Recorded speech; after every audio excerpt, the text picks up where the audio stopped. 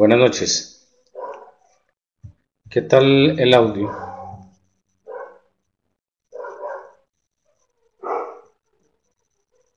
Ok. Bien, quiero darle la bienvenida a esta cuarta sesión, perdón, de nuestro módulo de Hacienda y Contabilidad Pública. ¿Cómo les acabo de ir con el taller? Sencillo, ¿cierto?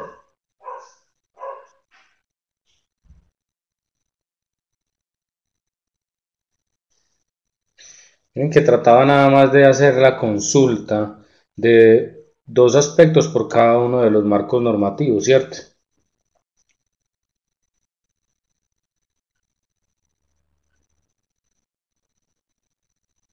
Exacto. Bien, ¿tienen alguna duda del tema que vimos, de lo que planteamos en la clase anterior?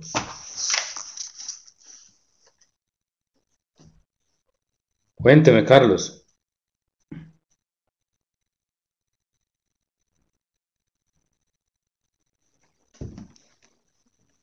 Ah, ya. Pensé que me estaba... Ok, entonces, hoy vamos con otro tema que es relativamente nuevo para nosotros. Muy bien. Ah, ya les hablo, Adriana, bien. Faltan dos actividades, la actividad de esta semana y del último. Vale, Diego. Estamos hablando del taller. Hoy creo que él subió a una plataforma el taller de la actividad número 4. ¿Sí? Es una actividad que se había planteado en inicio, individual, pero vamos a resolverla en equipos de 2 personas. Es un taller que tiene que ver directamente con lo que vamos a ver el día de hoy. El plazo para la entrega del taller es el de este domingo en 8 días. Creo que cae un 8 de septiembre. Perdón, 4 de septiembre. Es el 4 de septiembre, sí. No, mentiras, el 11 de septiembre, perdón. El 11 de septiembre es la fecha de entrega postulada para el taller de esta semana. ¿Vale? No se van a cruzar dos talleres porque recuerden que el otro taller se comenzaría, pues, o tendrían todos los insumos a partir de la semana siguiente, ¿sí? No de la próxima. Muy bien, muchachos. Una pregunta. Ustedes que han visto de noticias que hayan afectado directamente a las entidades del Estado, estas entidades contables públicas, en estos días.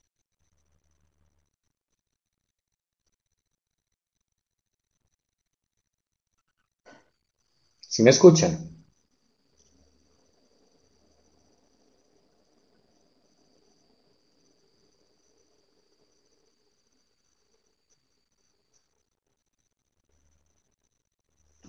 ¿Qué noticias han escuchado que están directamente relacionadas con estos temas que estamos viendo en este módulo?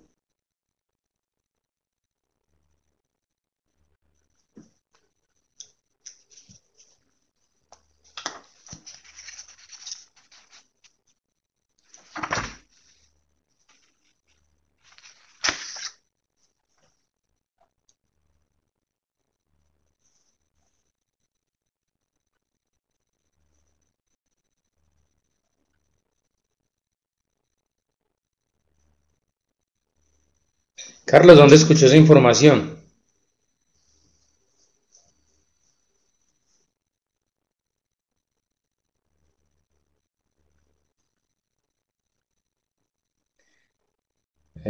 Vale, pero bueno, con lo de las FARC, claro, y pues no es la noticia que les traigo, porque pues quería que diéramos un pequeño análisis de 5 minutos, pero con lo de las FARC, claro, todo tiene incidencia. Ya comienza pues a haber una desconfianza en el mercado y eso desestabiliza. Probablemente tengamos consecuencias y graves en la economía colombiana. En que probablemente uno de los motores que más se estaba despegando era el turismo y pues ahora si vuelve pues todo esto de tema de inseguridad, pues nos perjudica, ¿cierto? Perjudica también los recaudos no solo del sector público, sino también del sector privado. Hola Daniel, muy buenas noches. Pero lo que yo les quería comentar es acerca del escándalo de corrupción que está en estos momentos tocando las puertas de varias alcaldías y hospitales de Antioquia. Y no solo de estas entidades, sino también de la Contraloría Departamental de Antioquia.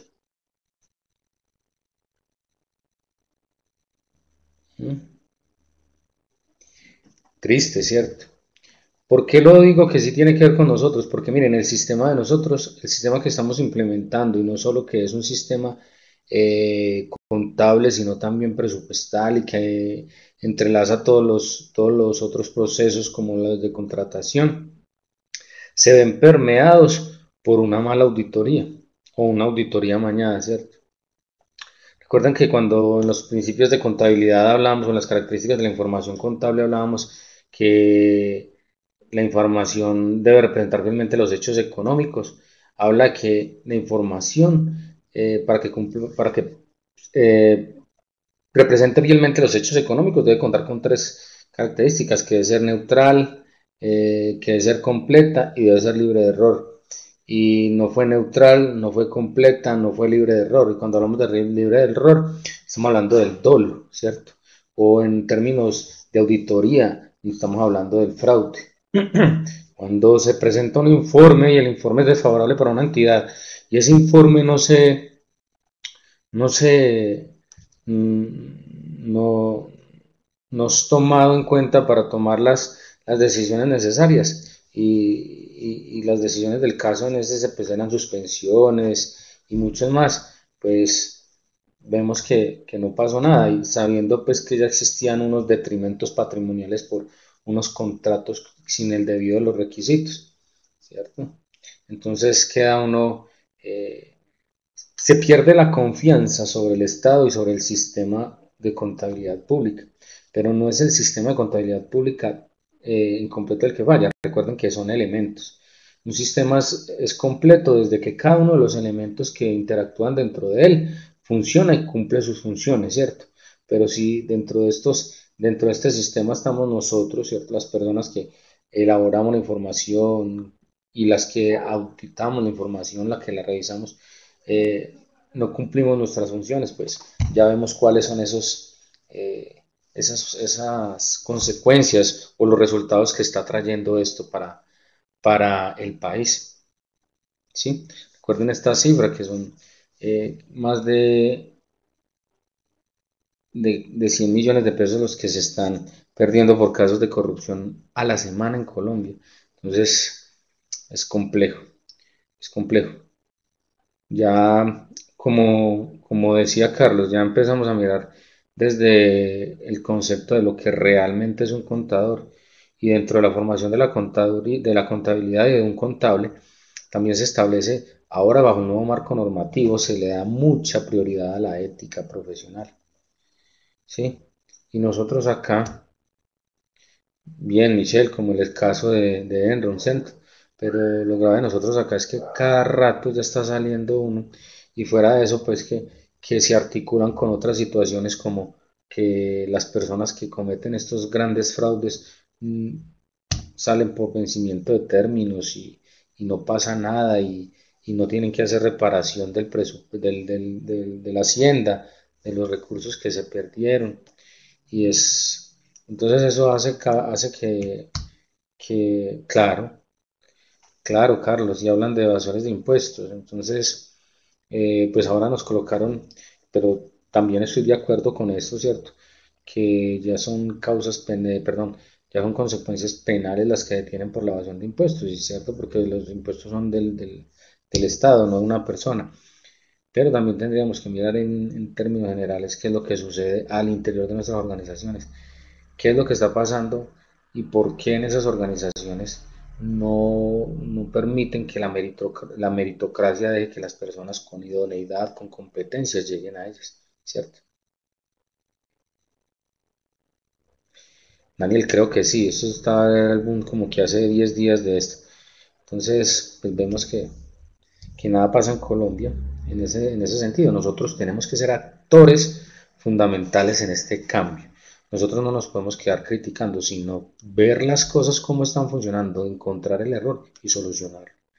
¿Cómo? Desde cada uno de nosotros. Nosotros podemos ser también y podemos llegar a pensar a ser uno de esos actores en estar en esas instancias y poder actuar con ética y poder hacer de este sistema un sistema óptimo que no permita que se den estos fraudes, ¿cierto? Ahí es donde está el reto para nosotros como profesionales de la contabilidad, ¿sí? Y es un reto grande y yo los invito a que lo tomamos y lo asumemos. Y, ¿por qué no? Tener como nicho de mercado la contabilidad pública que es tan hermosa. Muy bien, muchachos. Ahora sí, entremos en materia. Para el día de hoy, ¿qué tenemos entonces? ¿Recuerdan? ¿Cuál es el tema que tenemos para esta semana?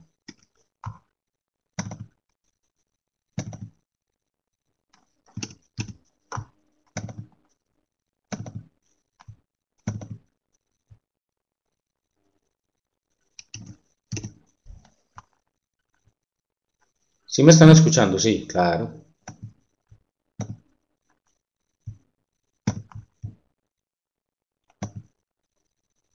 Muy bien, sí, tiene que ver con todo esto. Pero hoy lo que vamos a hacer es que recordamos pues que para el sector público, perdón, para el sector público existen cuatro grandes grupos o marcos normativos contables, de acuerdo al tipo de entidad contable, si es empresa que cotiza en bolsa o que capta o administra recursos del público, si es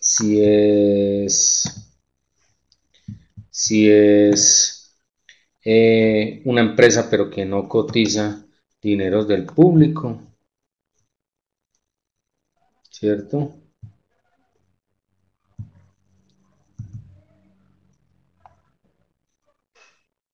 ¿Qué más tenemos?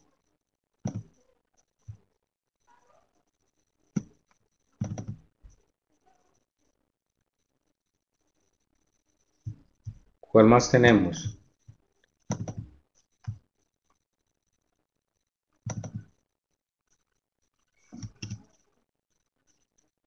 El marco normativo para las entidades de gobierno que ya no son una empresa, sino que tienen un cometido social, ¿cierto?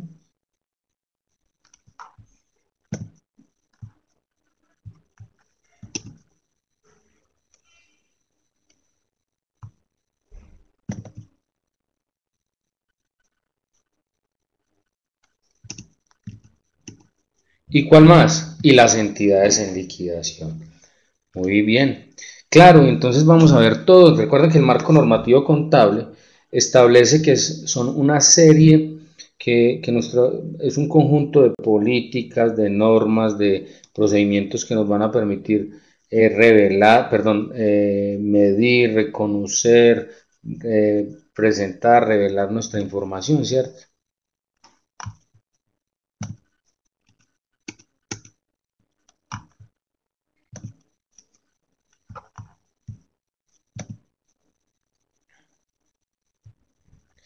Pero entonces también estamos viendo que nuestros marcos normativos para el grupo uno y grupo 2, llamémoslo así, ¿cierto? Para el grupo uno y grupo 2 del, del sector público son semejantes al marco normativo grupo uno y grupo 2 del sector privado. Recuerdan que dentro de la ley 1314 hablaba que debía existir una uniformidad y una comparabilidad en la información en las empresas, independiente su origen, es decir, si es público o privada, deben manejar o se deben conservar las mismas normas o el mismo marco normativo para poder establecer comparaciones. Y estaba bien, ¿cierto? Pero hablábamos que cuáles empresas en el sector público, perdón, en el sector privado se parecían a las entidades de gobierno y veíamos que no, o sea, no existían estas entidades, ¿cierto? Muy bien. ¿Cuál es la resolución que le da vida al marco normativo para las entidades de gobierno? Esa fue una pregunta de la consulta, ¿cierto?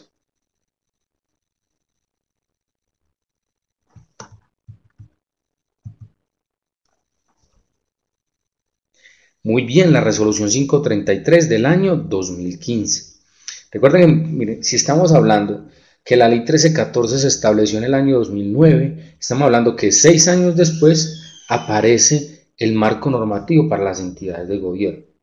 Recordemos que el primer marco normativo que salió fue en el año, en el año 2012, que fueron el grupo 1 y grupo 3, y luego en el 2013 apareció el grupo 2 del sector privado.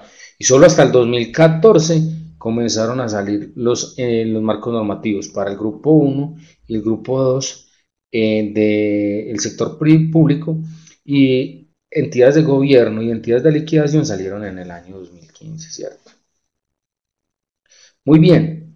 Entonces hablábamos pues que para nosotros, en todo lo que hemos hecho en esta carrera, nuestra bella carrera de contaduría, hemos tenido la oportunidad de estar en contacto directo con transacciones, con reconocimientos, con hechos económicos que se dan o que han sido, que están dentro de unas empresas que pertenecen al grupo 1, al grupo 2 o al grupo 3 del sector privado, ¿cierto?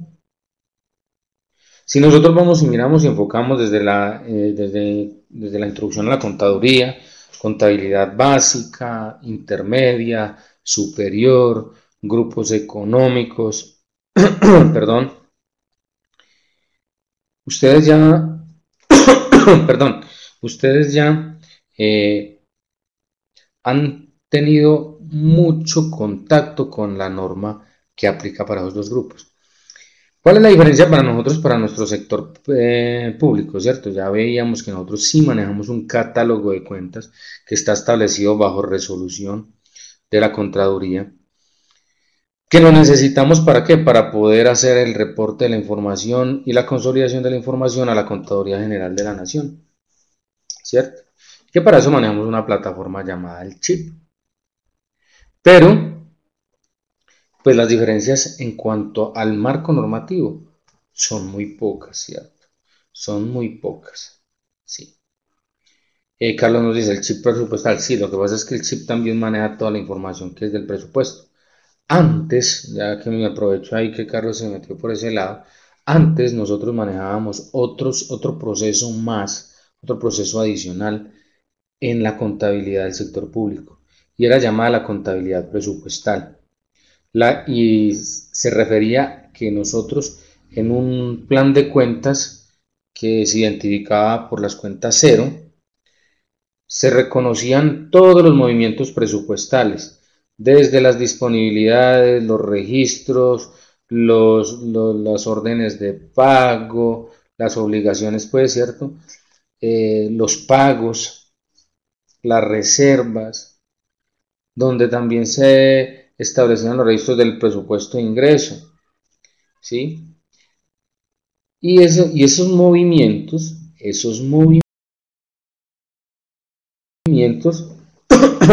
también eran obligatorios, de obligatorio cumplimiento y se debían hacer, ¿sí?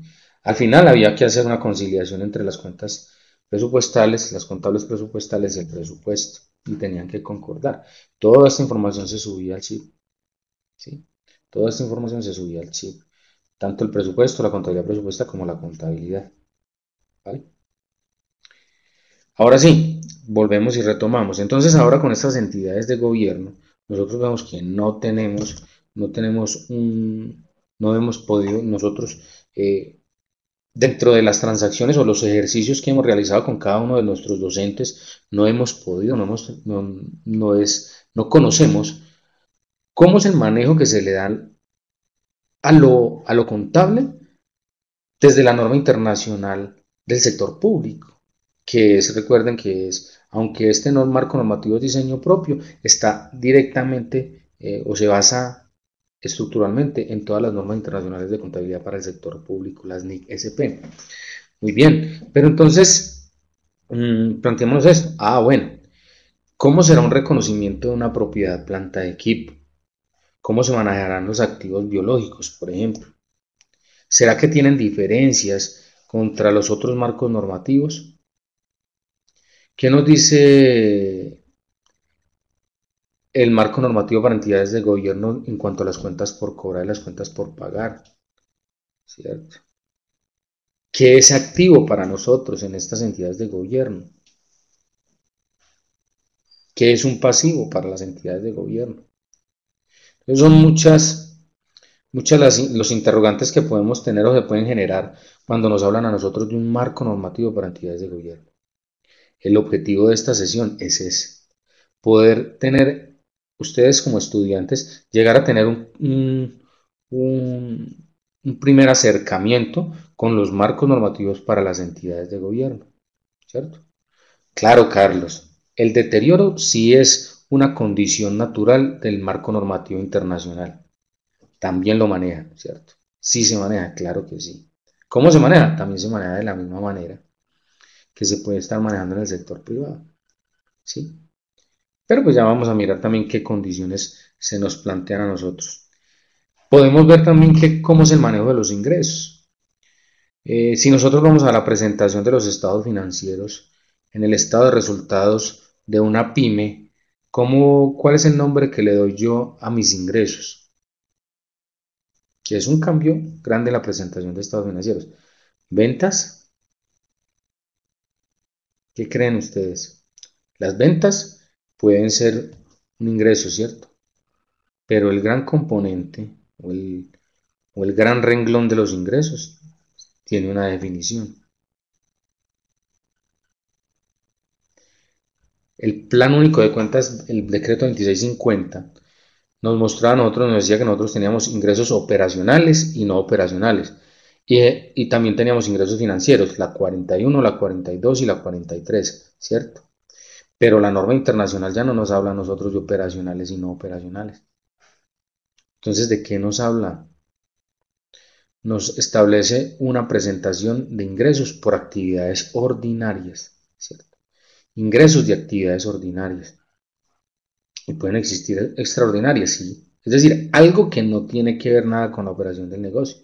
Pero ya establece que en su mayoría la empresa ya sabía y tenía un objetivo de tener o generar unos ingresos, así no sean los de la actividad económica principal, pero se tienen. ¿Y qué pasa entonces en las entidades de gobierno? Muy bien, Adriana nos decía ahora las ventas. Las ventas. ¿Y entonces qué pasará en una entidad de gobierno? ¿Qué pasará en una entidad de gobierno? ¿Cómo serán sus ingresos? ¿Cierto? Entonces vamos a ver que acá también hay un gran cambio contra lo que nosotros siempre hemos establecido, hemos manejado, ¿sí?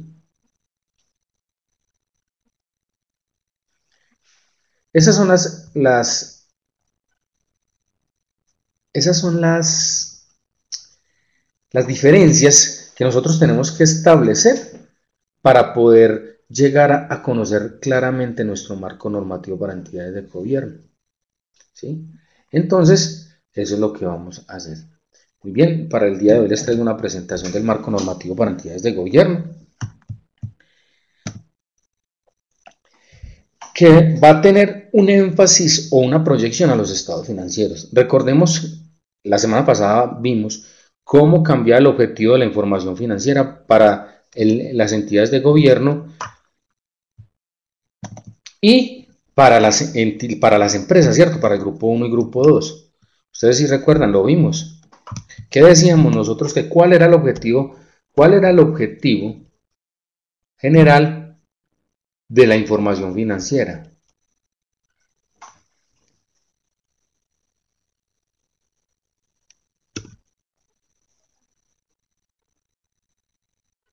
¿Sí recuerdan? Ese era uno de los grandes cambios. Solo el resultado de la información. Sí era una información clara, pero una información clara y útil ¿de qué? Se los voy a leer. Dice, las entidades de gobierno tienen como objeto fundamental la definición, observancia y ejecución de políticas públicas que buscan incidir en la asignación de bienes y servicios, en la redistribución de la renta y la riqueza y en el nivel del bienestar de la sociedad, ¿cierto? Entonces ya estamos viendo nosotros acá que se plantea una cosa muy distinta. No estamos buscando utilidad, no estamos buscando rentabilidad. ¿Qué estamos buscando? Cumplir una función del Estado. Y como objetivo de la información financiera dice que debe ser, primero que todo, recuerden siempre, útil para la necesidad de cuáles usuarios. Entonces dice, ¿cuáles son los objetivos de esa información? La rendición de cuentas, la toma de decisiones y el control. ¿Cierto? Rendición de cuentas, toma de decisiones y el control para nosotros. ¿Y cuáles van a ser los usuarios? Entonces ya sabemos que los usuarios están el Estado, los entes reguladores, ¿sí? Los administradores. Porque nosotros rendimos cuentas y también nos controlan. ¿Quién? La Contraloría, la Procuraduría, ¿cierto? Y la Contaduría a nosotros también nos pide y nos rinde cuentas. Venga, un momentico, ¿qué es lo que están haciendo ustedes? ¿Cómo están generando la información? ¿Sí? Entonces, cada vez que nosotros subimos la información y no cumple con los requisitos que pide la Contaduría, nos la devuelven. Y nosotros inmediatamente tenemos que hacer la corrección de ese cambio, perdón, de esa inconsistencia. Si tenemos que hacer una corrección de esa inconsistencia es porque no estamos generando la información útil como se requiere para estos entes, en este caso la contaduría. ¿Sí? Muy bien, entonces esos van a ser los objetivos de nuestra información financiera, que es nuestra presentación de información, ¿cierto? De nuestros estados financieros en las entidades de gobierno. ¿Qué objetivos tiene? Entonces, acá sí dice, ¿qué es lo que nosotros tenemos que mostrar? Información financiera útil acerca de los activos, de los recursos con que cuenta la entidad, de las obligaciones, del capital de ese patrimonio con que cuenta, de sus ingresos, de sus gastos. Importantísimo los flujos de efectivo. No me recuerdo si era Carlos o Daniel que hablaba del estado de flujo de efectivo y nos hablaba del flujo de caja, ¿cierto? Nosotros hablábamos del plan anualizado de caja, ¿sí? Que tiene que ver que yo no solo puedo pues irme como un loco a ejecutar el presupuesto sin tener la certeza que cuento con los recursos suficientes para la ejecución o el pago de esos gastos, ¿sí? Que es lo que nosotros hablamos de un equilibrio en caja. En el presupuesto puede existir que contamos con recursos, pero realmente los recursos deben ser físicos y eso nada más nos los da, es el plan de caja. Y una información complementaria, entonces, ¿qué información complementaria podemos tener nosotros de nuestros estados financieros? ¿Cuál será la información complementaria que hablan ellos ahí? ¿Qué información complementaria? Muy bien, las revelaciones. Recuerden que lo que yo no puedo contabilizar, lo que yo no puedo reconocer. ¿Por qué no puedo reconocer algún hecho económico? Si es del activo, por ejemplo, porque no se entiende todavía la probabilidad que pueda generar un beneficio de futuro, ¿cierto? O un potencial de servicio, como dicen para las entidades de gobierno. Pero, o tampoco tengo cómo medirlo con fiabilidad. Muy bien. La información no. Las políticas contables, Daniel, dentro de las revelaciones o las notas, pues claro, tienen una cápite que es la introducción y es la primera parte. Siempre que nosotros vamos a elaborar los estados financieros, lo primero que debe ir en la cabeza de esos estados financieros son las políticas que nos van a decir cuáles son las reglas con las que nosotros estamos elaborando nuestros estados financieros. Pero acá lo más importante es que también podemos revelar, y hablábamos del caso, por ejemplo, que suena muy jocoso, pero es los casos de los litigios jurídicos, cuando nosotros no tenemos ni siquiera todavía la certeza si se va a fallar a favor o en contra de la entidad, o no sabemos ni siquiera cuál es el valor por el cual nosotros tengamos que responder por dicha demanda. Esa información como tal vemos que no tiene todavía la probabilidad de que suceda. Y segundo, no tenemos cómo medir la confiabilidad, pero es relevante informarlo, entonces tenemos que llevarlo a las revelaciones y contarle a esos usuarios de esa información que existen una serie de litigios, de los cuales puede que se pierda o puede que se gane, ¿cierto? No se sabe todavía con certeza, o no hay una probabilidad. Y lo otro, no tenemos un valor para medirlo con fiabilidad. Esa información es útil ¿para quién? Para todos los usuarios. Y hablábamos que eran la toma de decisiones, la rendición de cuentas y herramientas de control. ¿Con qué nos controlan a nosotros? Con los estados financieros. Y esos estados financieros tienen que ser una radiografía clara o un complementario de todo lo que ha sido el presupuesto. Porque si el presupuesto me dice que a mí me ejecutaron 800.000 millones de pesos en gastos, yo debo tener reconocidos esos 800.000 millones de pesos en mis gastos. ¿Sí? Porque si ya pagué, si ya me desprendí realmente de ese recurso, de acuerdo al presupuesto de la caja, en contabilidad deben existir todos los soportes y debe continuar claramente con la misma información. Recuerden que en contabilidad se lleva todo lo que ya ha entrado por dónde, por el presupuesto.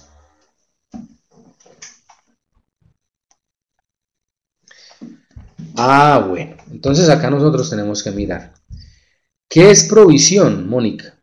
Recuerden que con el marco normativo, la definición de provisión toma una real seriedad, ¿cierto? Porque existe las provisiones. En las provisiones sí puede existir una alta probabilidad de que el hecho económico suceda. Y segundo, que se puede medir con fiabilidad, es decir, se le puede dar un valor real a ese hecho. ¿Sí? Los salarios, por ejemplo, los salarios, si nosotros vemos ese ejercicio que se hacía, donde nosotros llevábamos todo a la provisión, todo lo que eran las prestaciones sociales, ¿por qué se llevaban a una provisión y por qué no se llevaban al pasivo? Si nosotros vamos a mirar los hechos económicos reales, ¿a partir de qué día me deben pagar a mí o tengo yo derecho a que me liquiden cesantías, primas, intereses a las cesantías y vacaciones?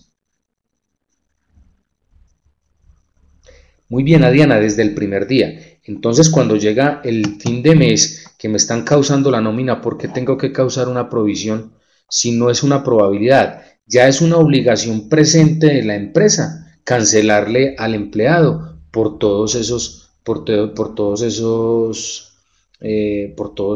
conceptos. O sea que la obligación sí existe. Como es una obligación presente y no es probabilidad, ya se tiene la certeza que le tiene que pagar. Entonces, ¿qué se debe hacer? Reconocer directamente como un pasivo, no como una provisión. La provisión, exactamente, Mónica, ya no se utiliza esos pasivos estimados, que lo llamábamos nosotros. Se lleva directamente a la 25. Lo que pasa es que nosotros a fin de año hacíamos un cruce y lo que realmente eran las prestaciones sociales, hacíamos el cruce de la 26 a la 25, ¿cierto? Eso es lo que ese era el proceso que se llevaba en todas las organizaciones. Ahora ya no, ahora directamente se van al pasivo porque es una obligación. Mientras que, por ejemplo, si tomamos el caso de la demanda, llega nuestro asesor jurídico y nos dice, mire, resulta Mónica Viviana que salió el primer fallo de la demanda que teníamos en contra y salió a favor del empleado que despedimos mal. Y el juez, como ya se hicieron las pretensiones, ya se tiene un estimado y ya se puede hacer el cálculo. Las pretensiones es lo que ellos pretenden, ¿cierto? Conseguir. Y nos dicen, si nosotros perdemos, tenemos que desprendernos de 250 millones de pesos. Entonces miren que ya se está diciendo que hay una alta probabilidad de que suceda. Y ya tenemos una manera de medirlo con qué, con fiabilidad. ¿Quién nos da la fiabilidad? No somos nosotros no tenemos por qué valorar ese tipo de actuaciones. ¿Quién lo hace? Nuestro asesor jurídico, que es el que cuenta con toda la experiencia y el conocimiento, la competencia, ¿cierto? Muy bien, entonces el que nos dará a nosotros las bases para poder hacer el reconocimiento de esa provisión. Ahí sí, en ese caso, y solo en ese caso, nosotros estaremos reconociendo una provisión. ¿Cuándo reconocemos otra provisión? ¿Cuándo reconocemos otra provisión? Carlos, recuerda que como son demandas y cuando ya estamos hablando del Estado, ya tenemos que directamente nosotros ir o la persona de presupuesto con el jefe de sección financiera de cada una de las entidades, mirar la bola de cristal por dónde van a destinar los dineros para cubrir estos fallos, porque son, claro, toca hacer traslados de otros presupuestos, de otras partidas presupuestales de las que se puede hacer para cumplir, porque ustedes saben que son de obligatorio cumplimiento. ¿Vale? Ahora pues también se ha pensado y se ha hecho, se ha establecido que se comparte la responsabilidad, porque muchas veces estas actuaciones de estas demandas que se gana el Estado son por decisiones o por procedimientos mal eh, elaborados o mal ejecutados por los servidores públicos. Entonces ya también nosotros como servidores públicos somos responsables solidarios de lo que está pasando, ¿sí? Este es el caso, por ejemplo, de algo tan sencillo. Si yo no presento la declaración de retención en la fuente en el día que es, ¿qué pasa? Tengo que pagar una sanción, ¿cierto? Inmediatamente, la sanción. Ah, sí. Y entonces, si vamos a ver en el sector privado, ¿qué hacen? El contador, hermano, si fue por culpa suya, usted tiene que cancelarlo. Venga, páguelo porque pues a nosotros exactamente. Ahora en el sector público también, por ejemplo, una de las políticas que se estableció al interior de la Gerencia Financiera y Administrativa de la Universidad Nacional de Colombia es esa. Resulta que nosotros tenemos un proceso muy alineado, pero comenzaron a presentarse fallas. Y dentro de esas fallas, el sector público no tenía problemas si presentaba extemporáneo o si tenía que hacer una corrección, más bien, cuando tenía que hacer la corrección. Y resulta que a partir del año pasado nos dio, qué pena, señor Lian empezó. Ustedes, señores del sector público, ustedes también tienen que cumplir con los cronogramas. Y si ustedes se equivocan o no presentan, deben pagar la misma sanción. Entonces, ¿ahora a quién le van a cobrar la sanción? Al empleado, ¿cierto? Porque ahí ya estamos hablando que cuando hay una sanción, debe desprenderse la entidad de gobierno de un efectivo y entonces se está perdiendo ese patrimonio. Eso es una disminución del patrimonio, lo que nosotros conocemos y se tipifica como un detrimento patrimonial. Y pues nosotros como empleados públicos también somos responsables de ese.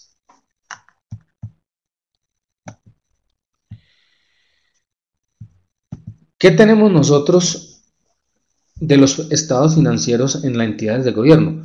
Tenemos los mismos 5 estados financieros que se presentan en el grupo 1 y en el grupo 2, tanto del sector público como el sector privado. Estado de la situación financiera, estado de resultados, nota de los estados, estados de cambios de patrimonio, estado y el estado de flujos de efectivo. ¿Cómo funcionan? Bueno, ya vamos a mirar, porque hay unas condiciones especiales para la presentación de estos estados financieros. ¿Sí? En la norma, pues está.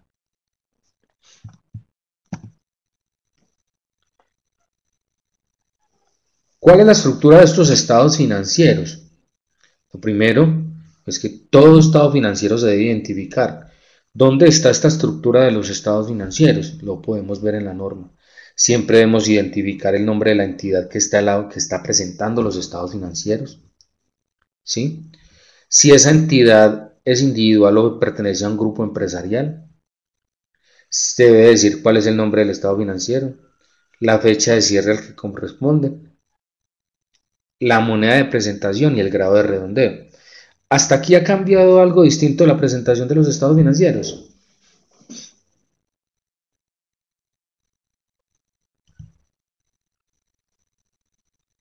No, exactamente. Muy bien, exactamente. Seguimos con las mismas condiciones que se presentan en el grupo 1 y en el grupo 2. Muy bien. ¿Qué cambia acá? Los elementos de los estados del estado de situación financiera son los mismos. Claro, es el estado de situación financiera y se presenta de la misma manera en todos los marcos normativos.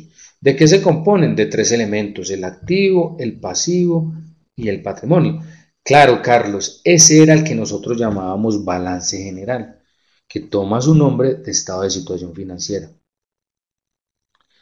Muy bien, ahora, ¿cuál es la definición de un activo para la entidad de gobierno y cuál es una definición de un activo para una empresa privada o del grupo 1 y grupo 2 del sector público. Acá ya cambia la definición de este activo.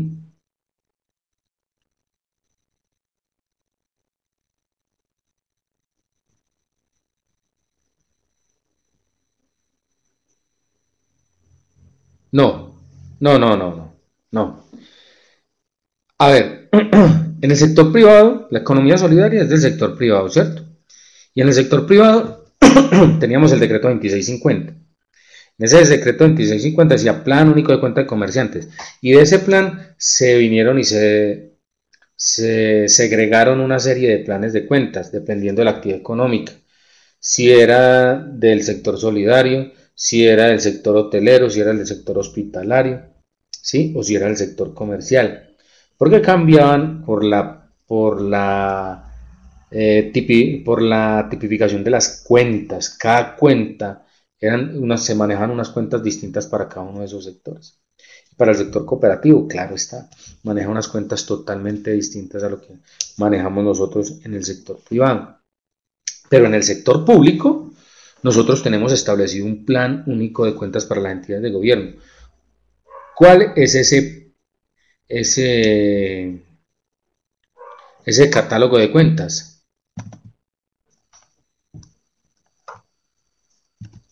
Incluso para las entidades de gobierno, nosotros a nivel estatal manejamos dos catálogos de cuentas. Uno llamado para entidades de gobierno y el otro llamado para entidades de educación superior, las instituciones de educación superior. ¿Sí?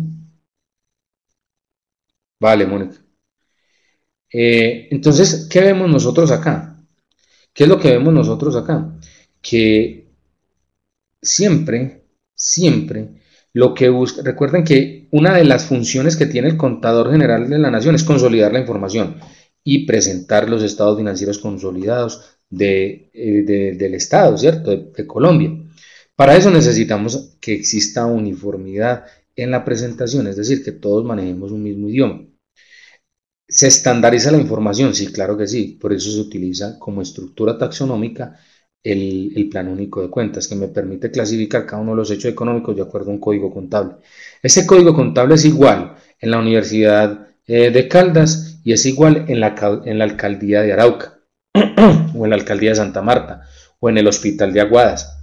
Tienen la misma codificación contable. ¿Por qué? Porque si nosotros identificamos un hecho económico en cualquier municipio, en cualquier sector del país, ese mismo hecho económico en cualquier sector del país debe ir a la misma cuenta contable. Eso es lo que nosotros estamos buscando, poder estandarizar y darle una uniformidad a la información financiera.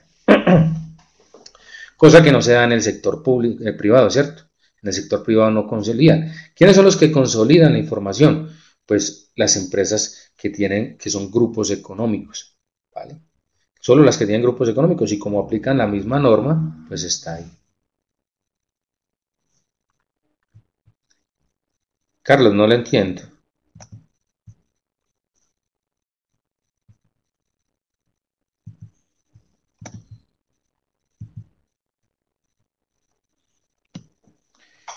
Muy bien, ahora, los elementos, ¿cambian o no cambian? Sí hay un cambio, porque la definición de activo en el sector privado dice que es, sí, vale. La definición de activo es que es un recurso controlado por la entidad, fruto de un suceso pasado y del cual se espera un beneficio económico en el futuro. Y nosotros ahora ya hablamos no solo de beneficio económico en el futuro, sino que hablamos acá, ¿cuál puede ser el beneficio económico que nosotros tenemos en el futuro? Cuando estamos hablando de beneficio es utilidad, ganancia, ¿cierto? Por eso los activos son recursos que se utilizan para generar actividad económica. Pero como son recursos que se utilizan para la actividad económica, recordemos que acá no estamos buscando usufructuarnos, acá no estamos buscando una utilidad porque no estamos desarrollando una actividad comercial. Entonces ya hablamos no solo, nosotros qué hacemos, prestamos servicios a la comunidad, ¿cierto? Eso es lo que hacemos, prestamos los servicios a la comunidad. Y como somos nosotros los que prestamos los servicios a la comunidad, entonces, ¿qué es lo que esperamos de los activos? que tengan un potencial de servicio en el futuro. Es decir, que los podemos utilizar para prestar servicios. ¿Sí ven cómo cambia la definición? Cambia la definición. Lo mismo sucede con el pasivo. Mientras que el pasivo en el sector privado es una obligación presente, que es fruto de un suceso pasado, pero del cual se espera desprenderse de recursos efectivos o efectivo en el futuro, pues nosotros también tenemos que ver que se va a ver disminuida es el potencial de servicio en el futuro, ¿cierto? Por desprendernos de un recurso, caso como el efectivo. Y el patrimonio también tiene una definición distinta. ¿Cuál es la definición que le damos nosotros a patrimonio en el sector privado? ¿Quién me colabora?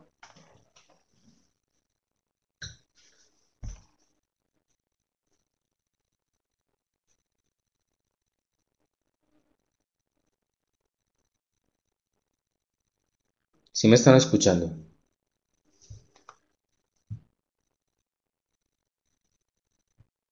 Mientras que me van colocando ahí, yo les digo, algunos de ustedes me han solicitado asesorías presenciales.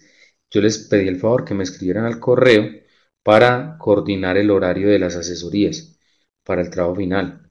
Entonces, espero que no se les olvide y me escriban al correo. ¿Vale? Potencial, Mónica, potencial. No, pasivo, el potencial. Se ve reducido. ¿Por qué se ve reducido el potencial de los recursos? Porque nos estamos desprendiendo de ellos, ¿cierto? Por ejemplo, cuando nosotros cancelamos una obligación, también se nos disminuyen, ¿qué? Nuestros activos. Ah, listo, Alexandra. Entonces, por favor, escríbame y con mucho gusto cuadramos entonces para el día lunes, ¿ok? Y también todos aquellos que necesiten bien puedan.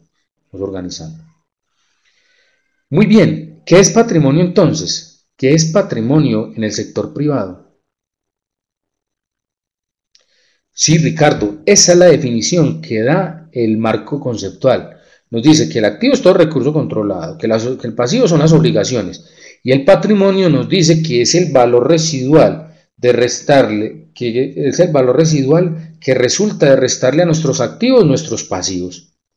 Perfecto, gracias Adriana, muy bien. Miren, esa definición que nos dieron ellos dos es la definición que da el patrimonio en el sector privado. Pero nosotros acá en el sector público, ¿qué es nuestro patrimonio? ¿Qué es el patrimonio en una entidad de gobierno?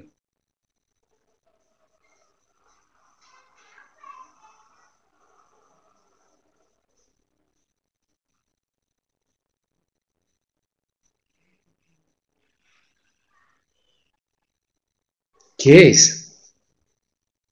Muy bien, Daniel, esa es la definición. Mire, si nosotros leemos, dice, comprende el valor de los recursos públicos con los que, ¿quién? Que se representan en qué? En todos en nuestros bienes, en todos nuestros recursos. Muy bien. ¿Para quién? Que son entregados a esa entidad para cumplir el cometido, ¿cierto? ¿Cuál es su cometido? Pues es decir, para prestar sus servicios.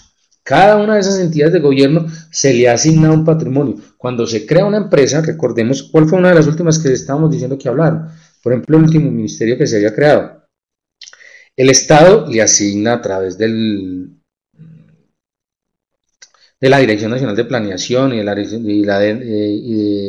departamento perdón, del Departamento de Planeación y propiamente desde el Ministerio de Hacienda se le asignan unos recursos a cada entidad para que pueda ejecutar los servicios para los cuales está siendo creada, ¿cierto? Y esa es la definición de patrimonio. Entonces, son todos los recursos pertenecientes al Estado que han sido destinados ¿para qué? Y que han sido destinados y que están representados en bienes y derechos, es decir, en activos, para la consecución o para la prestación de los servicios. Eso es lo que es la definición para nosotros de patrimonio. Si van viendo cuáles son las grandes diferencias que tenemos. Y entonces, por ejemplo, cuando nosotros presentamos nuestro estado de situación financiera, vemos que el activo se ve representado en estos grupos en estos subgrupos de recursos. Son muy parecidos ¿a cuáles? A los que están en el sector privado, ¿cierto? Cuando hacemos la presentación de los estados financieros, tanto del grupo 1 y del grupo 2, están el efectivo y los equivalentes. Inversiones de administración de interés. Ese es un cambio, ¿cierto? Ahí hay un cambio. Cuentas por cobrar y préstamos por cobrar. Nosotros tenemos esto así en el sector privado.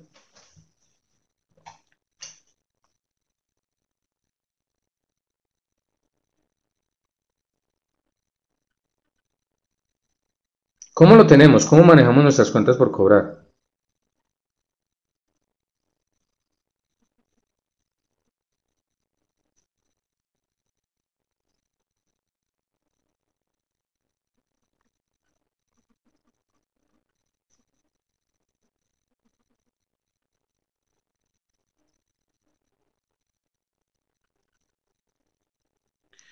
Cuentas por cobrar, ¿cierto? Entonces dice cuentas comerciales y otras cuentas por cobrar. Pero entonces, ¿cuál será la diferencia entre una cuenta por cobrar y un préstamo por cobrar en una entidad de gobierno? Perdón. ¿Cuál será la diferencia?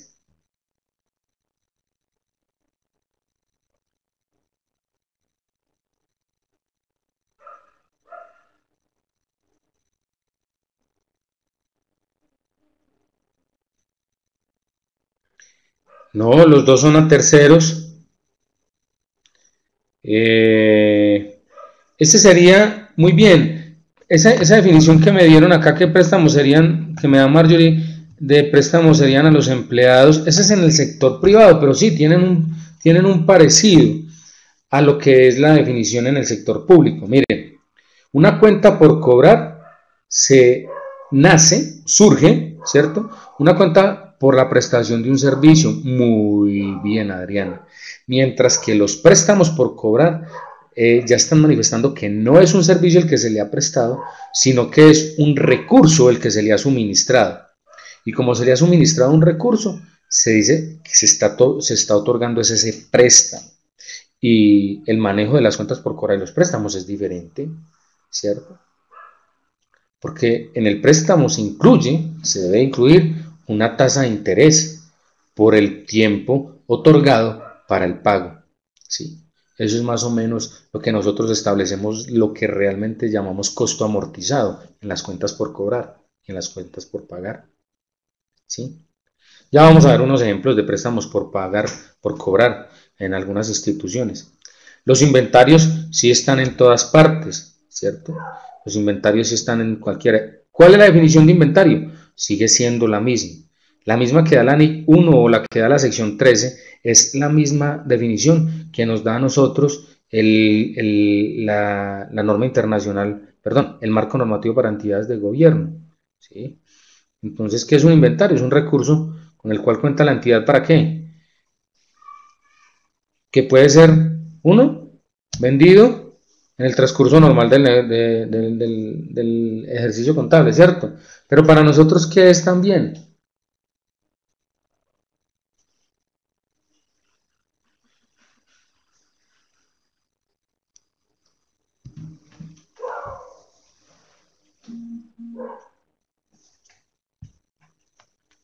Los inventarios.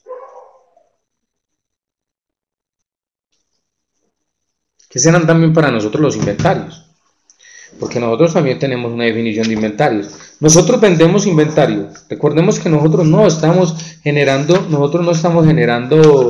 ventas de inventario. ¿Se pueden dar? Sí, claro. En algunas entidades de gobierno se plantean que se tienen activos y activos que pueden dar fruto a otros inventarios. Caso del ejemplo de lo que son las universidades. Las universidades cuando tenemos activos biológicos, ¿sí? Cuando tenemos activos biológicos, ¿qué va a pasar?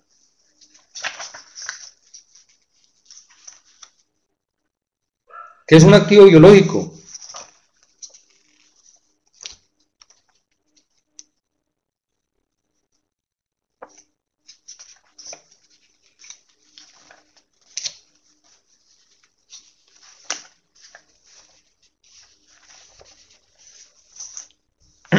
¿Qué es un activo biológico? Dicen semovientes, plantas agrícolas.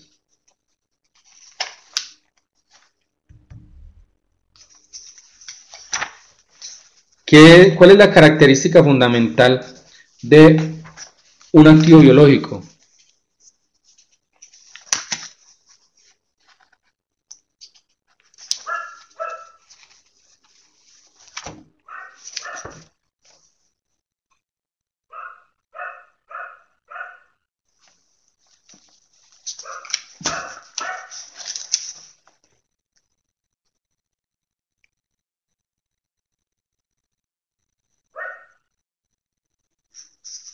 Recordemos que los activos biológicos tienen una definición y esa definición es, primero, que son vivos, activos vivos, que se utilizan para la elaboración o la producción de otros productos.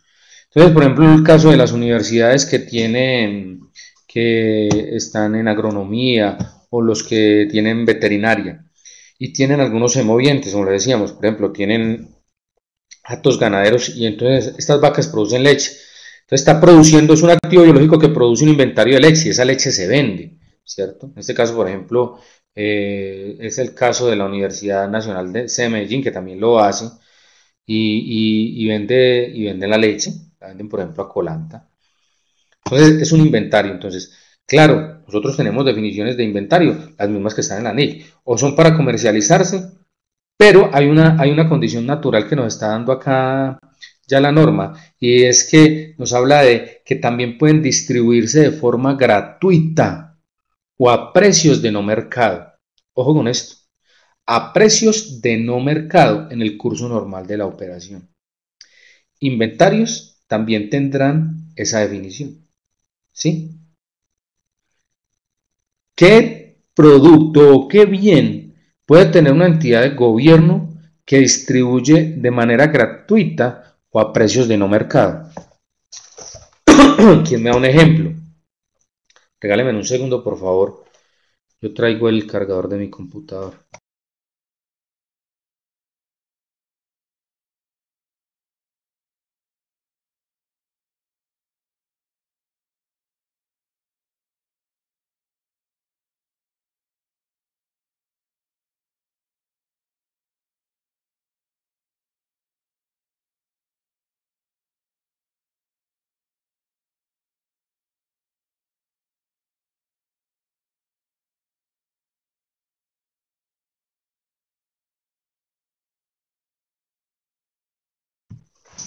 ¿El agua se entregará a precios de no mercado?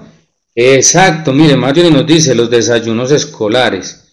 Muy bien, pero ¿qué pasa con los desayunos escolares? Bueno, coloquemos en contexto. ¿Quién entrega los desayunos escolares?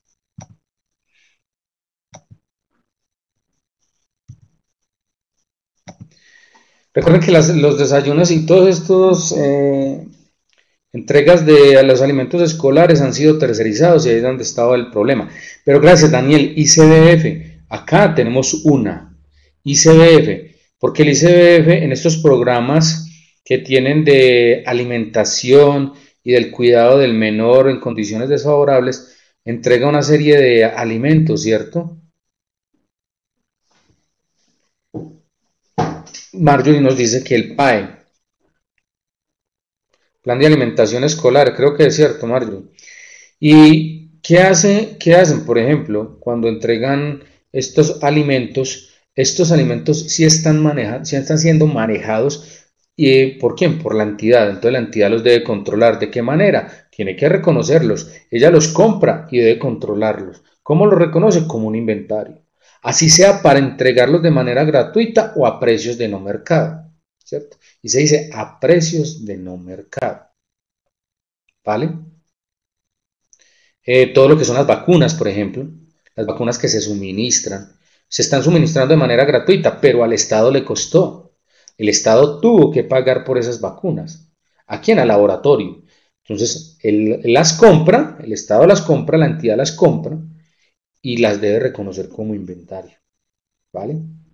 Inversiones en asociadas sigue siendo lo mismo, claro, nosotros podemos tener inversiones en algunas entidades. Sabemos acá, por ejemplo, cuando está en el caso de Infimanizales, por ejemplo, que el municipio tiene una parte sobre Infimanizales y en el departamento tiene una gran parte sobre lo que es la industria licorera de Caldas.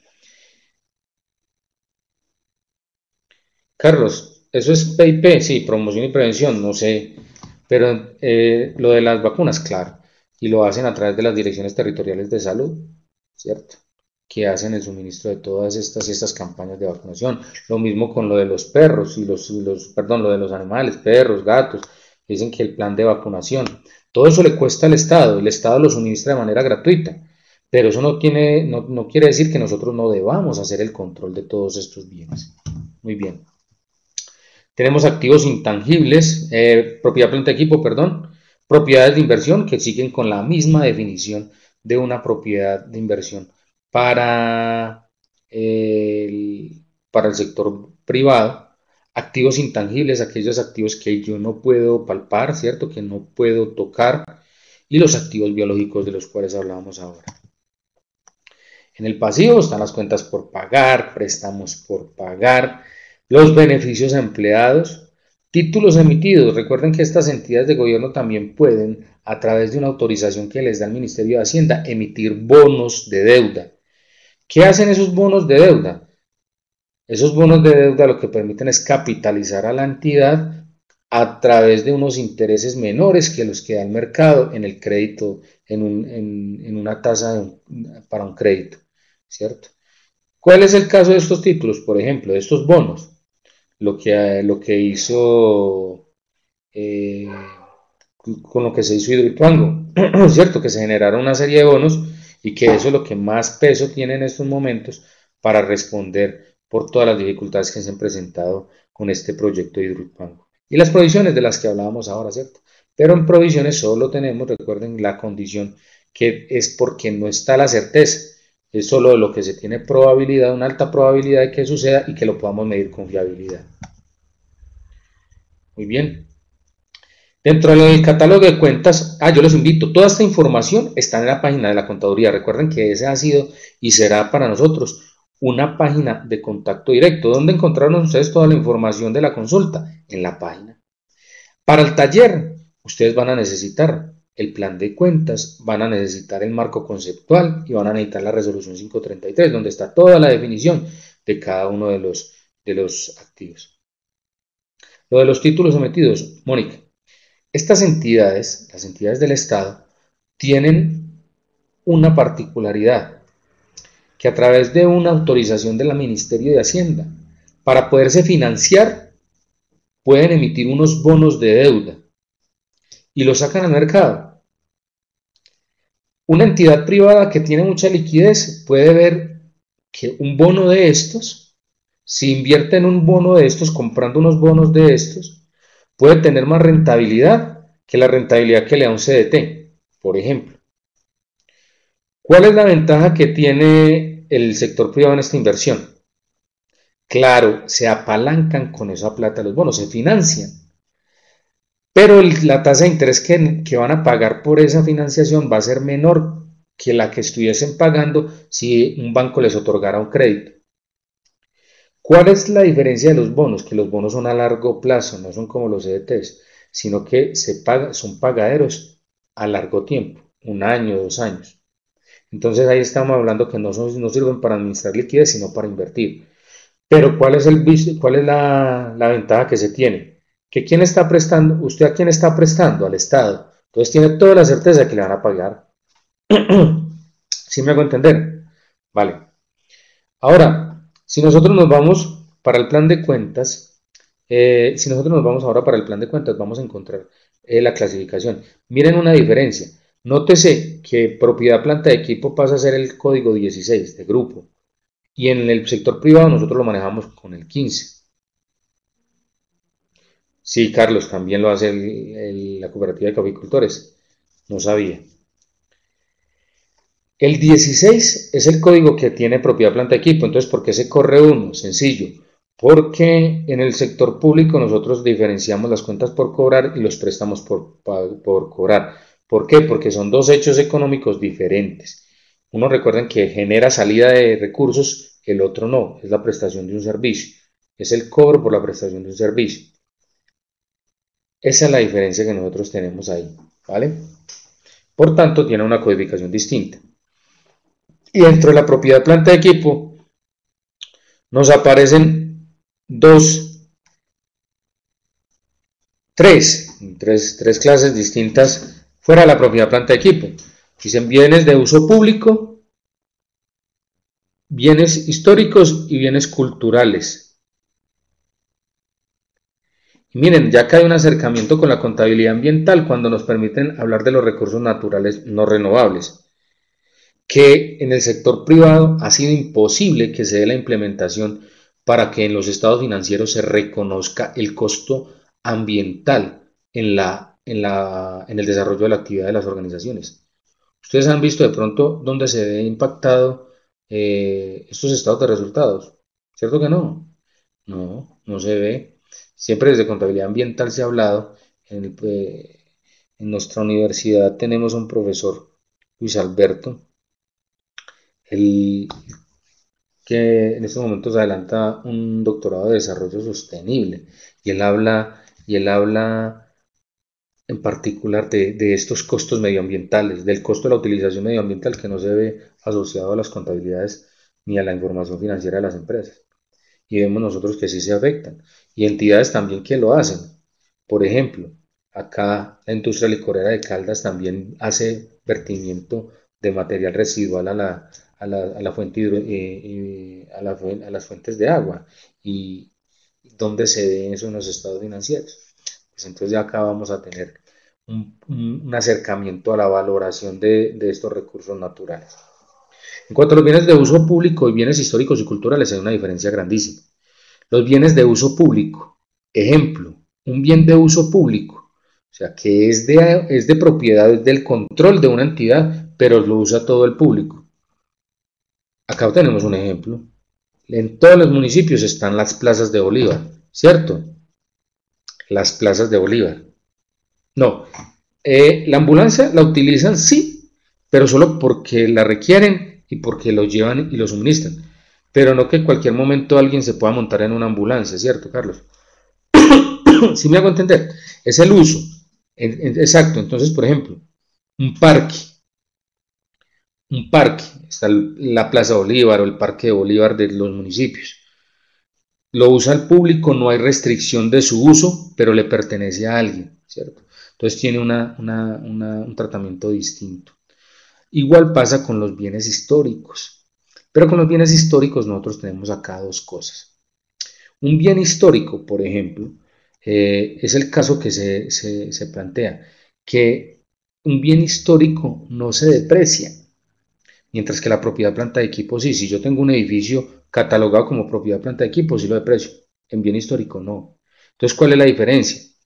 Entonces, que el histórico se tiene como reserva cultural, como tipo museo. Claro, Carlos. Pero nosotros vemos que muchas entidades ejercen su actividad en estos bienes históricos. Acá hay un ejemplo muy claro. La Universidad Nacional de Colombia tiene un campus llamado el Campus del Cable. Y en el Campus del Cable está reconocido como un patrimonio arquitectónico de la sociedad, porque era la estación donde llegaba el cable de carga desde otros municipios hasta acá y de aquí se desprendía y está en las mismas condiciones. Incluso ahí nosotros no hablamos de mantenimiento, sino de restauración, y la restauración de un bien de estos es costoso, ¿cierto? Entonces, ¿qué dice? Que si usted está utilizando un bien histórico y cultural, no lo reconoce como tal, sino que lo reconoce como propiedad planta de equipo porque usted lo está utilizando.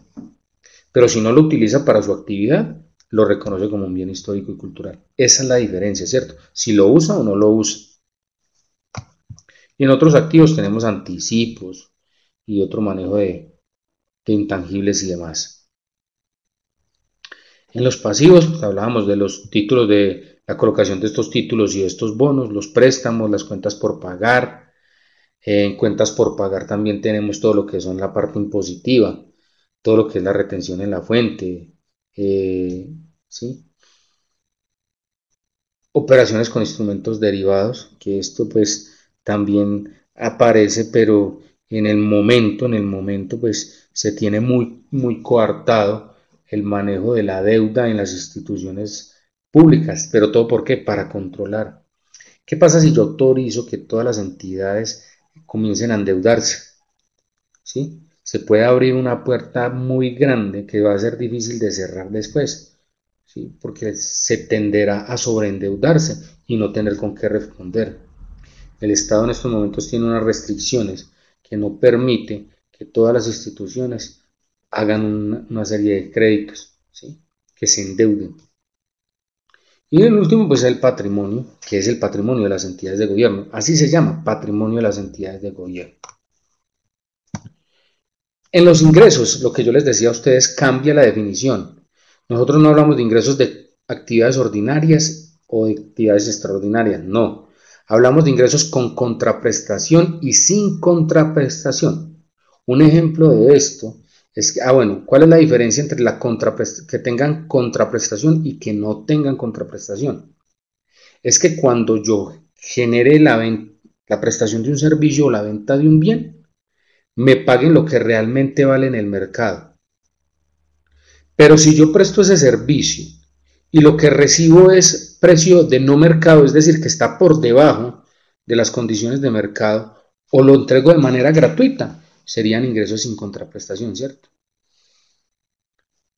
Entonces me dicen, profe, muy complejo. Sí, pero sí se da. Miren, este caso de la universidad es muy particular. ¿A qué se dedica una universidad? A prestar servicios de educación superior. Muy bien. Y entonces nosotros miramos cuál es el valor de mercado de la matrícula de un estudiante en una universidad pública. ¿Cuál es?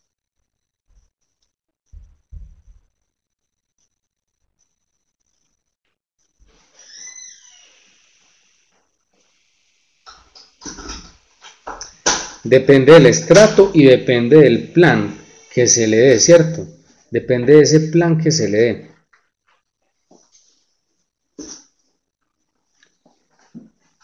La proyección, entonces, el estrato, los ingresos del colegio, si viene de colegio privado, ¿cierto? Todo eso depende. Pero no se coloca la matrícula a los valores que están en el mercado. Entonces nosotros, si la declaración de renta, los ingresos del estudiante o del acudiente, ¿cierto? La persona que responde. Entonces nosotros tenemos que mirar es que ese ingreso nunca va a ser igual a lo que está en el mercado. Si nosotros vamos a ver, por ejemplo, la Universidad Nacional ocupa uno de los primeros puestos, el primer puesto en universidades en el país. Entonces, si nosotros digamos, en condiciones de mercado, esa matrícula podría estar costando alrededor de 12 millones de pesos el semestre, pero como se atiende a una necesidad de poder dar acceso a unas personas que no tienen recursos para la educación superior, ¿cierto? Ese es el objetivo de la universidad pública. Entonces se catalogan como ingresos sin contraprestación. Pero resulta que la universidad, la academia como tal, por los conocimientos que tiene, puede establecer contratos de extensión o contratos interadministrativos con otras entidades o con empresas del sector privado. ¿Y qué es lo que hace entonces con estos ingresos? Por ejemplo, una interventoría a un contrato de obra. ¿Cuál es el precio que cobra la universidad por esta interventoría? Va a ser el valor de mercado. Por tanto, se va a considerar como un ingreso con contraprestación, ¿cierto? Porque se está cobrando a precios de mercado. ¿Vale? A precios de mercado. ¿Sí me hago entender? ¿Sí queda claro?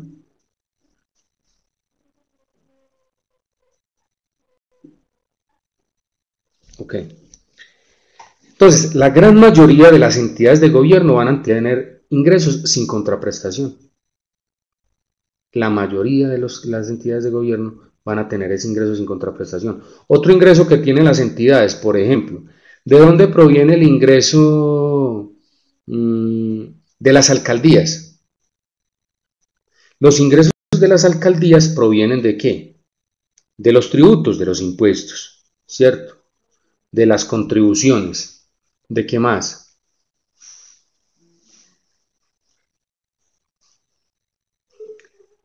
Sí, de los impuestos, ¿cierto?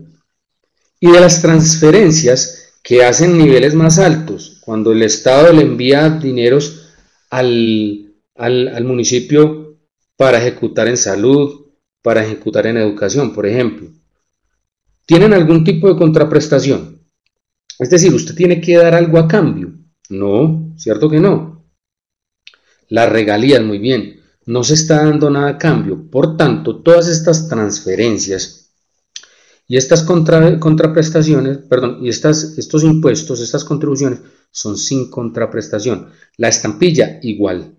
¿Por qué, Mónica? ¿Qué está dando el municipio? No, el municipio no recibe por estampillas, por ejemplo, la universidad sí. ¿Qué está dando la universidad por esos recursos que está generando por estampillas?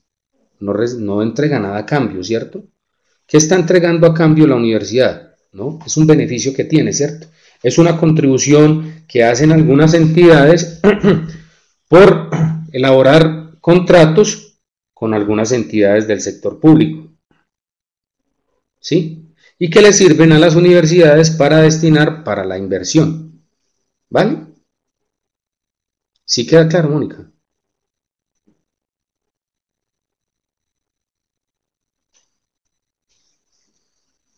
Sí, vale. Y gastos, los gastos, miren el apellido que se les coloca, administración, ventas y gastos sociales. Y los costos siempre van a ser por producción de bienes o servicios. Nosotros tenemos costos de producción de bienes y servicios, sí, claro. Pero ¿qué contraprestación está haciendo usted cuando le están dando la plata a un peaje? ¿Qué está entregando a cambio? Usted le está permitiendo, es un derecho a la persona que transite en la carretera, ¿cierto? Que posteriormente usted tiene que revertirle a él en servicios. Daniel, lo mismo sucede, por ejemplo, en el sector de salud, en las entidades de gobierno. Las entidades de régimen especial, caso la salud de, de las fuerzas militares, de los docentes y de las universidades públicas, por ejemplo, ¿de dónde provienen sus ingresos? De los aportes de los afiliados y de los aportes patronales, ¿cierto? ¿Qué se está entregando a cambio? ¿Yo les estoy entregando algo a cambio al momento? No. Nosotros hacemos ¿qué? Lo que nosotros llamamos en salud aseguramiento. Y el aseguramiento es que cuando usted hace ese aporte, usted tiene el derecho a recibir un servicio cuando usted lo requiera. ¿Sí? Pero en el momento en que usted recibe el aporte, no se configura una obligación presente de desprenderse de un efectivo, o de un bien o de un recurso. ¿Sí me hago entender, Daniel? Entonces, en ese momento no hay una contraprestación. Lo mismo sucede con los impuestos. El impuesto predial lo tienen que cancelar por obligación, lo recibe el municipio, pero no tiene que dar nada a cambio.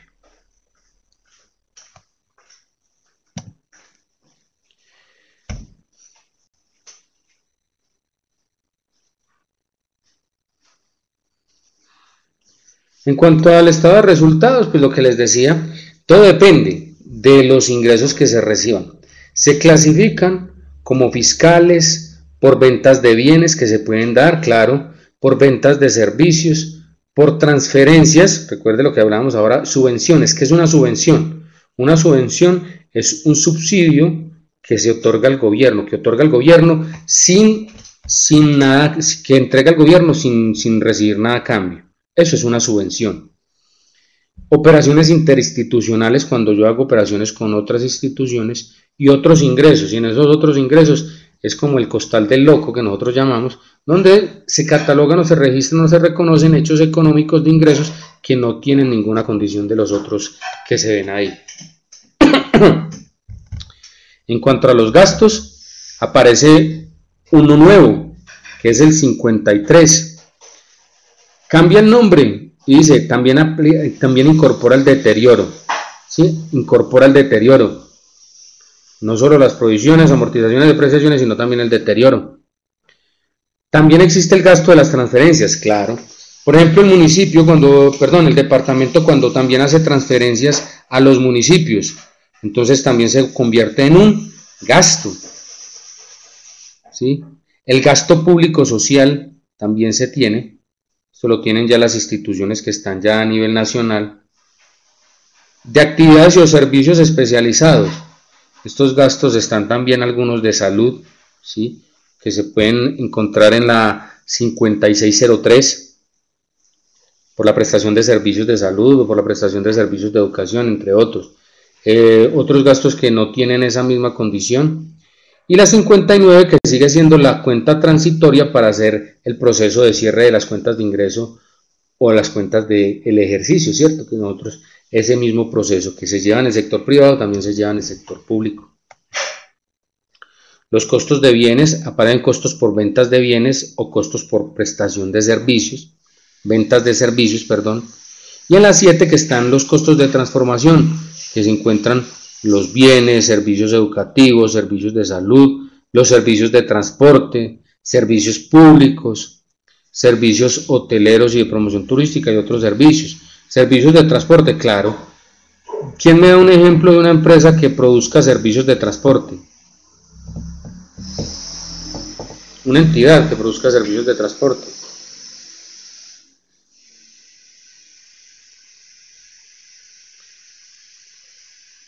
No, pero que sea del público, ¿cierto? Ah, muy bien, muchachos. Y miren, le digo, la depreciación es un gasto. ¿Quién está utilizando los bienes?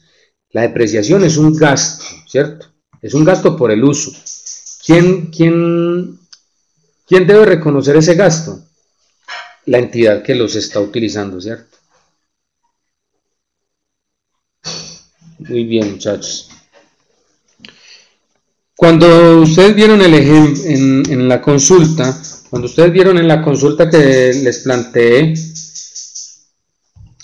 existía, decía, nombre 3 entidades. ¿Ustedes qué hicieron? ¿A dónde se fueron?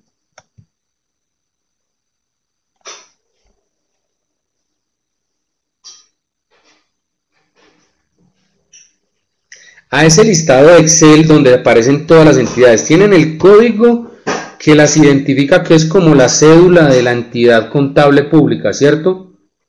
Muy bien. Y que están por definición de la contaduría, que le dice, usted es entidad de gobierno y debe aplicar el marco normativo, ¿cierto? Por ejemplo, en este caso. Y ahí nos aparecían todas esas entidades. Lo mismo con las de la liquidación y el grupo 1 y el grupo 2. ¿Sí? Entonces acá en las entidades de gobierno, pues vamos a mirar cuáles de esas nos pueden estar utilizando. Ah, Daniel. Bueno, pues usted, gracias a Dios, participa mucho en clase, entonces le puedo tener en cuenta eso. ¿Ok? En los estados de resultados, ¿cómo se presentan? Recuerden que nosotros en el sector privado tenemos dos maneras de presentar el estado de resultados, o por naturaleza o por función del gasto. En las entidades de gobierno, como necesitamos uniformidad, todas las entidades del sector público, o sea, las entidades del gobierno, van a presentar los estados financieros en función del gasto. ¿Sí? Y dice, ojo, de acuerdo a la materialidad, es decir, a la importancia, al valor que representen dentro de sus estados financieros, se deben revelar por aparte o por separado cada una de esas clasificaciones del gasto. Miren, así lo tenemos nosotros. Por ejemplo, los ingresos se dan por función. Entonces decimos, o se dan por impuestos o por transferencias, o se dan por ventas de servicios, o son ingresos financieros. ¿Y qué pasa con los gastos y costos? Está el costo de ventas, se presentan los beneficios empleados, las depreciaciones, y también ¿qué se presenta? Se presenta también el deterioro, importantísimo. Ya se muestran por cada uno de ellos. Y el estado de cambios en el patrimonio tiene la misma característica que con la que nosotros presentamos en el sector privado. ¿Sí? Las mismas características. Ustedes en contabilidad superior vieron la presentación del estado de cambio en el patrimonio, ¿cierto que sí?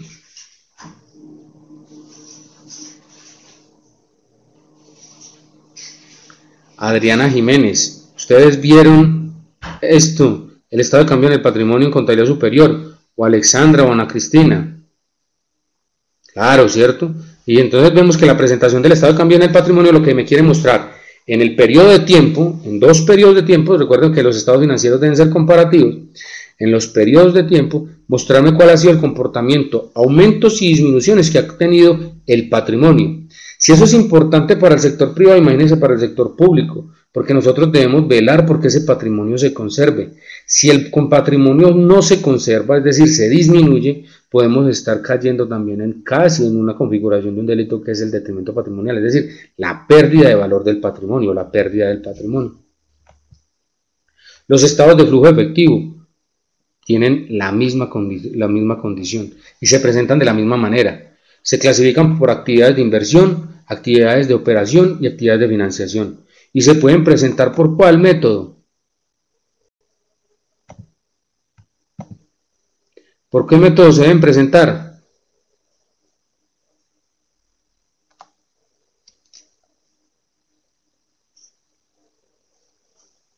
Directo y indirecto. ¿Quién está de acuerdo con lo que nos dice Daniel?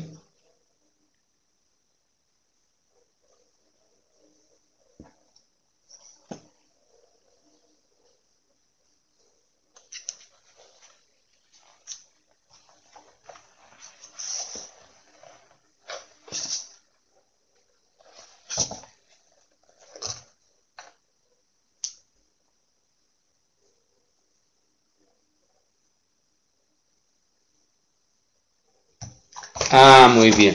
Ahí se los dejo de consulta y se los dejo para que ustedes analicen. Pero recuerden, muchas veces nosotros necesitamos que sea que estamos buscando la uniformidad. Miren lo que estaba pasando en, en los estados de situación financiera. También sucede lo mismo. En el estado de la situación financiera, lo que antes llamábamos el balance, nosotros en el sector público, perdón, en el privado tenemos 2 formas de presentarlo, o por liquidez o por solvencia, ¿cierto? Donde mostramos lo más líquido y lo menos líquido, o donde mostramos lo menos solvente y por último lo más solvente. Que si nosotros vemos esa segunda es la que más utilizan las grandes empresas, pero si nosotros vamos a las entidades de gobierno, buscamos uniformidad, entonces siempre vamos a buscar, vamos a presentar lo más líquido y después lo menos líquido, ¿sí? ¿Sí queda claro? Bien, doy bonificación entonces para la persona que me dé la información del estado de flujo efectivo. Muy bien, ¿tienen dudas hasta acá?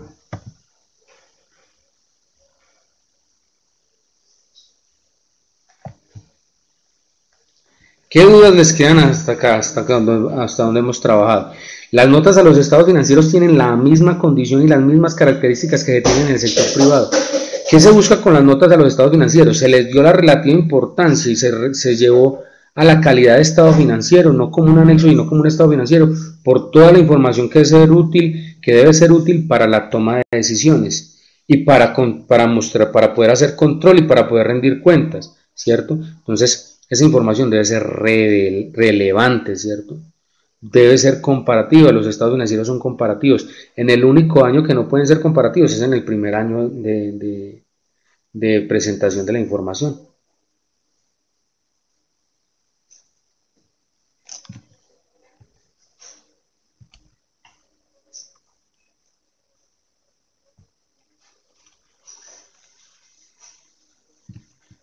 ¿Qué dudas tienen al respecto?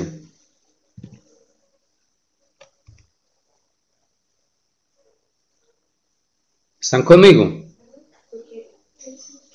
¿Qué dudas tienen?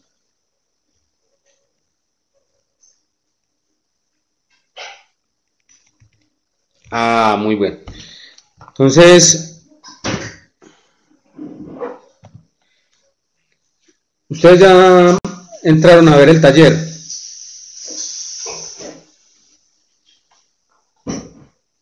Muy bien. Entonces, lo voy a abrir acá y les voy a compartir un momentico la pantalla. Les voy a compartir la pantalla. Dale un segundo.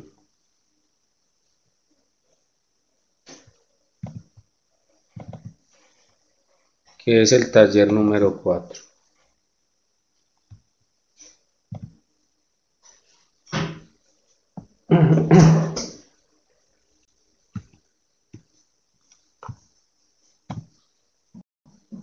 Están viendo toda la pantalla, ¿cierto?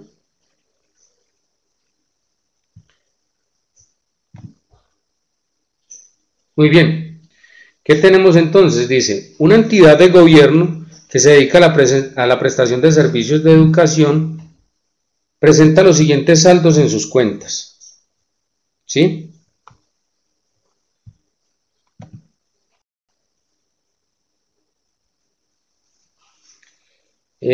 A todos ya les hago aclaración. El taller que agregaron es el que se presenta hoy y que tiene plazo hasta el 11 de septiembre para su presentación. ¿Ok?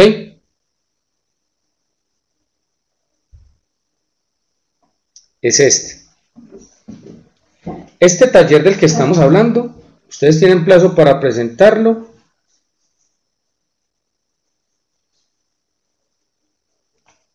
No, este de hoy es hasta el 11 de septiembre. El que ustedes tienen en Excel, que es de presupuesto, es el último.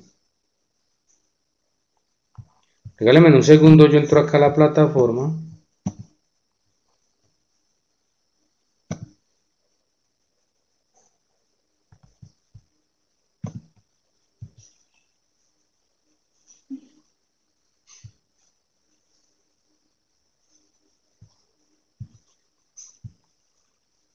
Hoy es...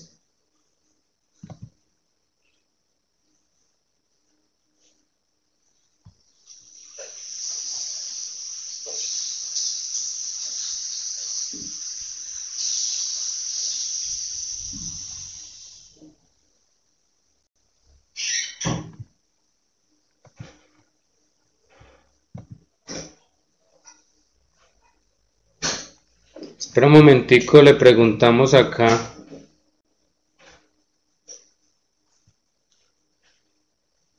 Sí, pero en septiembre está el de la próxima semana. Ah, ya entendí. Sí, el de semana 4.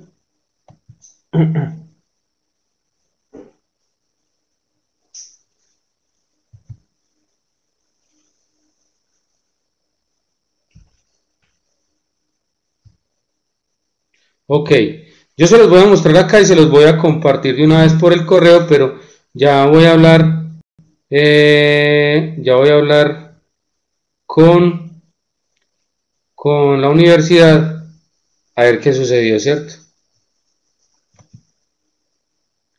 Sí, pero la entrega, claro, porque así se estaban planteando todas, pero como yo decidí cambiar el taller que vamos a aplicar, pues es por eso que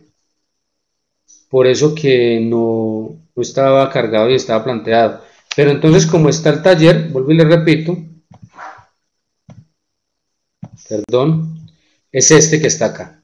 Y se los voy a explicar, ¿listo?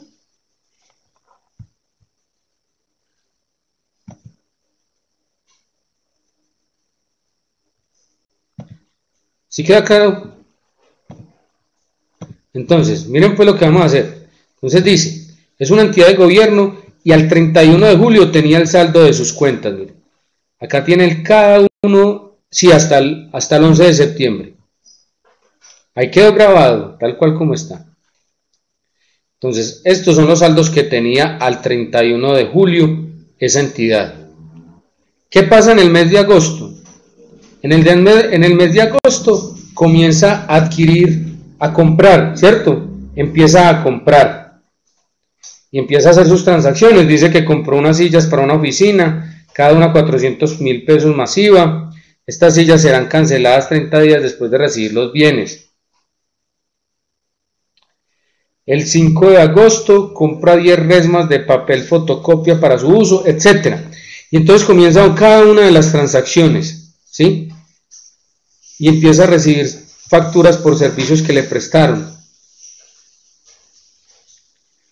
Recibe facturas de energía, adquiere un equipo desfibrilador portátil a crédito y recibe ingresos también por conceptos.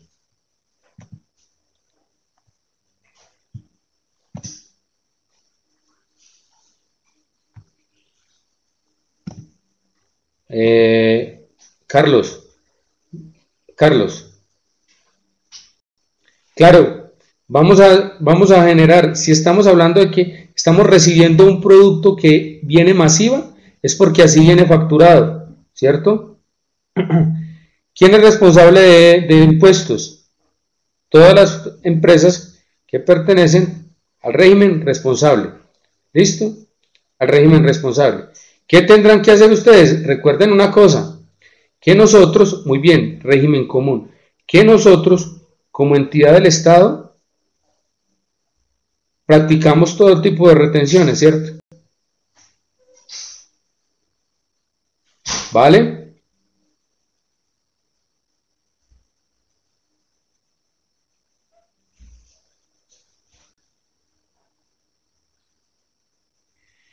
Dice que recibió unos ingresos por concepto de copagos. Si es una compra, sí, dependiendo de los servicios, ¿cierto? Sí, muy bien, Marjorie. Exacto.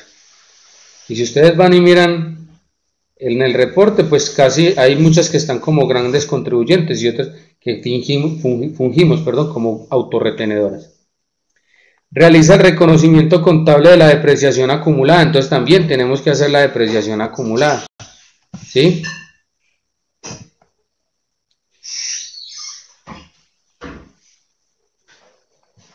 Acá genera la causación de la nómina. Entonces recuerden acá cuando hablamos de la causación de la nómina, que nosotros todo esto lo vamos a llevar ¿qué? Al gasto contra el pasivo, nada que sea provisión. Recibe unos tipos de ingresos por aportes patronales y de afiliados. ¿Qué debemos tener en cuenta acá? Acá debemos tener en cuenta una información acerca de las políticas contables de esa entidad. La primera dice que estima para la depreciación acumulada, utiliza el método de línea recta y estima la vida útil de su propiedad planta de equipo así. Entonces dice que por equipo médico científico 5 años, por equipo de oficina 8 y equipo de computación 3. Entonces ya saben ustedes cómo deben hacer la depreciación. Debido a su gran volumen de bienes, para el reconocimiento de bienes como propiedad de planta de equipo, la entidad de gobierno establece como umbral de materialidad, recuerden que es la materialidad, lo que representa, ¿cierto? Dice que se reconocerán como tal aquellos bienes cuyo valor de adquisición sea mayor a un salario mínimo mensual legal vigente. Entonces acá, por ejemplo, acá ya tienen que mirar que les están diciendo que en el primer punto, que era la compra de las sillas, se reconocerán como propiedad planta de equipo.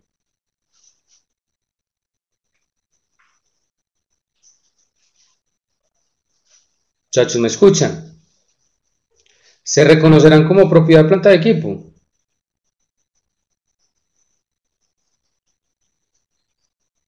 ¿Sí? Mire que dice que por materialidad, esta entidad solo reconocerá como propiedad planta de equipo aquellos bienes que tengan un valor mayor a un salario mínimo mensual legal vigente. ¿Cuánto valía cada silla?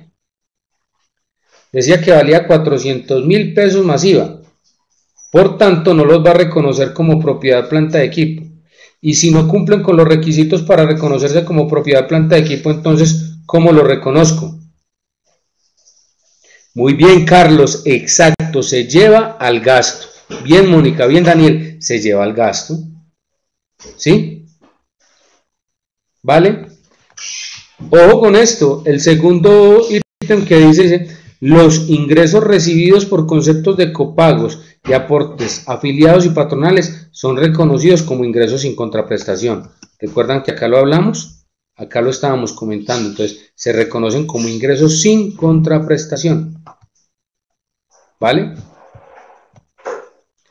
¿Qué se requiere entonces con esa información? Vamos a reconocer vamos a hacer el reconocimiento contable de todos esos hechos económicos, de todas esas transacciones, ¿sí? Aplicando esas políticas que están ahí también, ¿cierto? Que nos están dando. ¿Qué deben tener en cuenta? El taller lo van a hacer en Excel, ¿sí? Van a utilizar una hoja de cálculo de Excel. Pero van a hacerlo no en cuentas T, sino utilizando el formato de caja diario, es decir, el código contable, la descripción de la cuenta contable, la descripción del movimiento del hecho económico, el saldo débito crédito y el saldo de esa transacción. ¿Sí queda claro?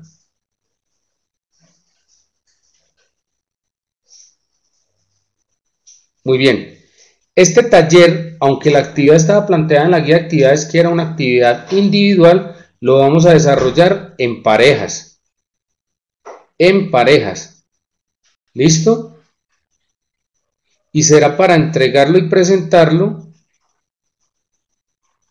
el día 11 de septiembre. ¿Les parece?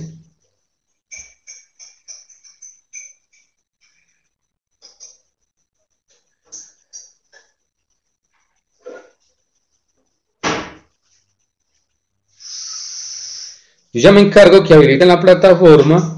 Ya voy a llamar y hablar con ya dos, Daniel. Ya voy a hablar y para que lo vuelvan a subir y pues lo puedan utilizar y lo puedan descargar.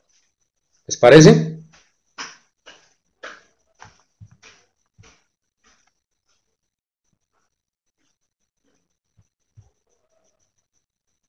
Listo. Cualquier duda, cualquier inquietud, ustedes saben que me pueden escribir al correo. En el término de la distancia les estaré dando respuesta. ¿Vale? Así sea fin de semana. Este fin de semana y el próximo estaré estudiando, pero tendré unos tiempos y unos espacios y le responderé sí, 11 de septiembre.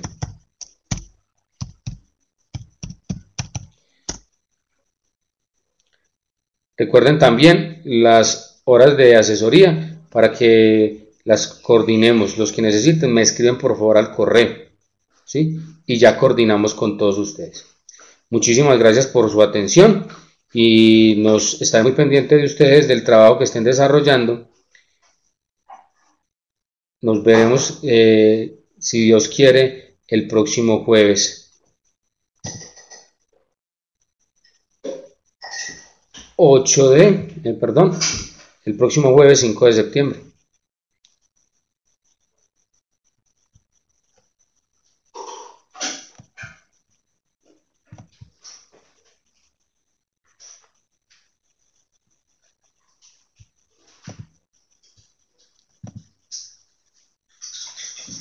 Bueno, que estén muy bien, una feliz noche.